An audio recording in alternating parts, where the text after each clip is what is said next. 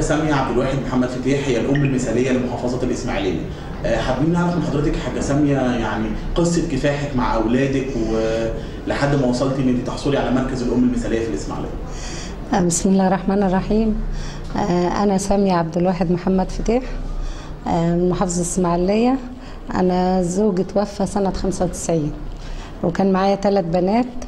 الكبيرة كانت عندها 11 سنة في 5 ابتدائي، والوسطانية كانت عندها 8 سنين في 2 ابتدائي، والأخرانية هالة كانت في أولى ابتدائي.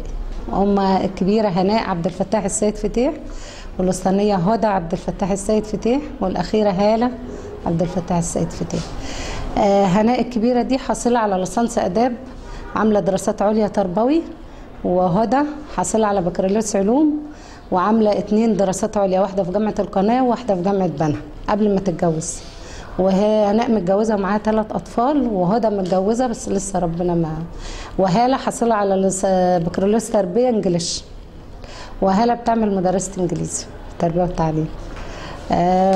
ويعني الحمد لله ربنا أعني، بس أنا اشتغلت بعد ما جوزي توفى لأن ما كنتش بشتغل الأول، فجيت في مسابقة نزلت فأنا قدمت فيها عشان إن إيه أزود دخل، يعني لأن كان هو مهندس زراعي بس صغير والمعاش كان قليل جدا.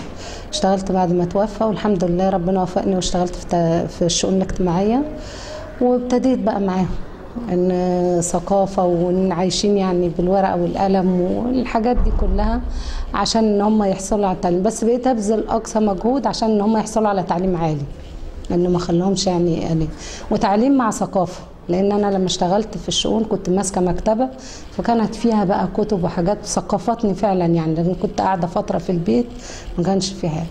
بقيت ازود دخلي في بيتي ان انا اربي طيور في البيت بحيث انها تبقى اكتفاء ذاتي، ولما احتاج حاجه ابيع منها مصاريف حاجات زي كده.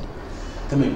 حاجة سامية، حضرتك قلتي ان زوجك توفى سنة 95. عايزين يعني تشرحي لي كده بخطوات، يعني بعد مرحلة الزوج ما توفى يعني تحديدا كانت الظروف عاملة ازاي؟ ظروفك مع بناتك، قدرتي تكملي بيهم؟ هم 3 بنات ما كانش فيهم ولد، قدرتي تكملي المرحلة دي ازاي لحد ما البنات دي كبرت وبدأت ان هي تتعلم وتدخل الجامعات؟ يعني احكي لي عن تفاصيل المرحلة دي. هو اول ما توفى الصراحه انا حسيت ان الدنيا اسودت في وشي، لان انا ما كنتش عارفه حاجه خالص. فابتديت ان انا اهم حاجه عندي بقت بناتي، كل جهدي ووقتي بقيت اكرسه لبناتي، وان في المذاكره في الاول في المرحله الابتدائيه معاهم واتابع واروح واجي، وبرده لما راح المرحله الاعداديه بقيت حريصه جدا على انهم يبقوا متفوقين مش دراسه بس. يعني كانت عندي هدى دي على طول من سنه اولى ابتدائي متفوقه، بقيت حريصه على الوضع ده، يعني ان هم يبقوا متفوقين في الدراسه، والحمد لله بقيت عديت. بس كانت بتمر علينا ظروف صعبه كتيره والحمد لله. يعني مين اللي قدم لك يا حاجه في المسابقه؟ في المسابقه زمايلي ورئيسي في العمل، يعني المدير الاداره اللي انا شغاله فيها وزمايلي معايا. ولما قالوا لك بقى ان انت اختاروك انا اختاروني، فكنت فاهمه ان على مستوى الاداره، انا ما تخيلتش يعني ان هتبقى فوق كده. فلما جيت هنا في المديريه قبل نشوه بشرتني ان انا الاولى، انا قعدت ساكته كده ما بقتش عارفه اتكلم. يعني فوجئت برضو لما روحت البيت بنتي دخلت على النت وبتقول يا ماما ده انت السادسه على الجمهوريه، فانا ما بقتش مصدقه الصراحه.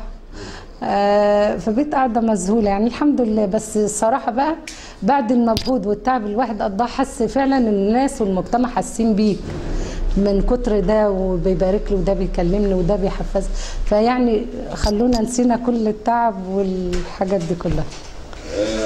تقولي ايه بقى حاجه للامهات والناس اللي ممكن يمروا بظروف زي ظروفك؟